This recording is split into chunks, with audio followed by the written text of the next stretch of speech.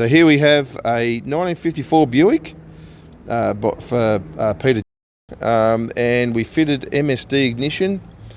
It's a 350. Originally the car come with a 264, so nail head, but he wanted something a little bit more modern and a little bit more powerful, and a 3-speed transmission. So we fitted a 3-speed transmission, obviously turbo 350, and a 9-inch diff LSD with a good highway ratio of 325s, so that way it's good to drive.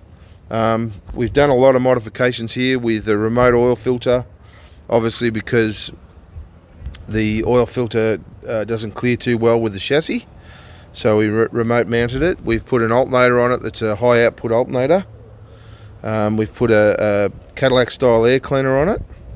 It's a Quadrajet 750 carby. It's a modified radiator. There's a lot of extra work being done on the car, obviously in wiring and repairing, because there was a few issues with wiring and stuff like that, and we've had to remount the pedal and reinvent how the engine starts, because it used to start off the accelerator. You would push the accelerator straight to the floor when it was in park, and it would start the car.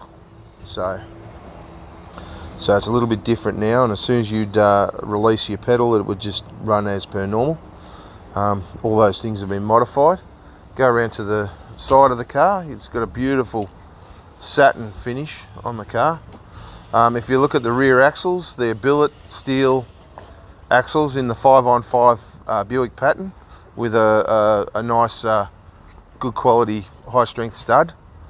The car's quite powerful now. It does a burnout, not a problem.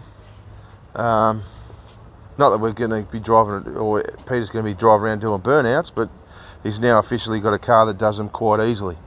So Peter's car's quite stickered up. He loves his stickers. He sells stickers as well with his little shop front. So as you can see, there's a array of all the stickers that Peter sells. Quite cool. So quite a beautiful car.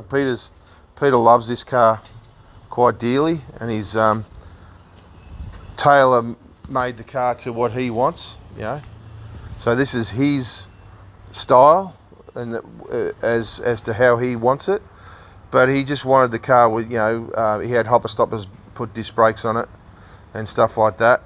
So he wants it to drive a bit more nicely and a little bit more powerfully.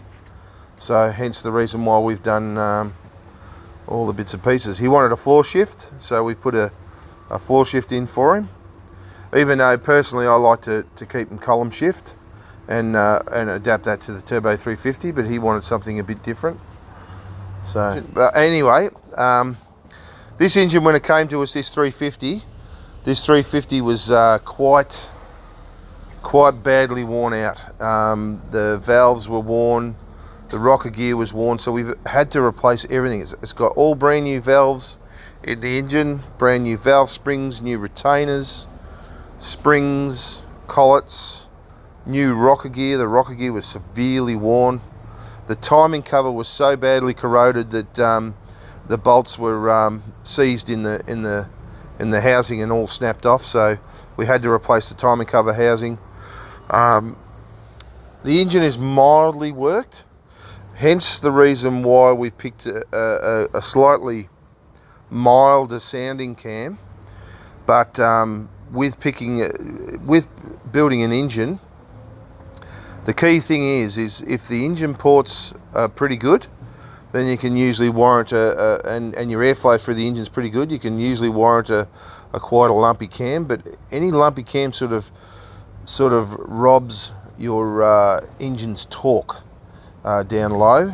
So Peter wanted something that was quite neck snapping, sort of fast. So hence the reason why we've got a cam that's quite high in the lift. It's a custom cam. It's quite high in the lift but short in the duration.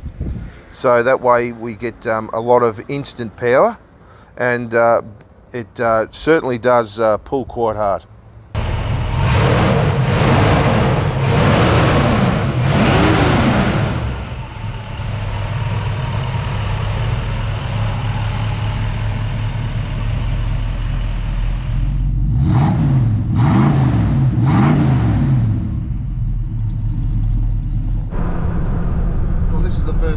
I've been doing on the Buick. As you can see, it's driving quite nicely, or as nice as a car with cross-ply tyres drives. So, but feels good on the road. Just easy keeping up with traffic, and as soon as you put the foot into it, away she goes. Look at that. Awesome. Pulls like a freight train.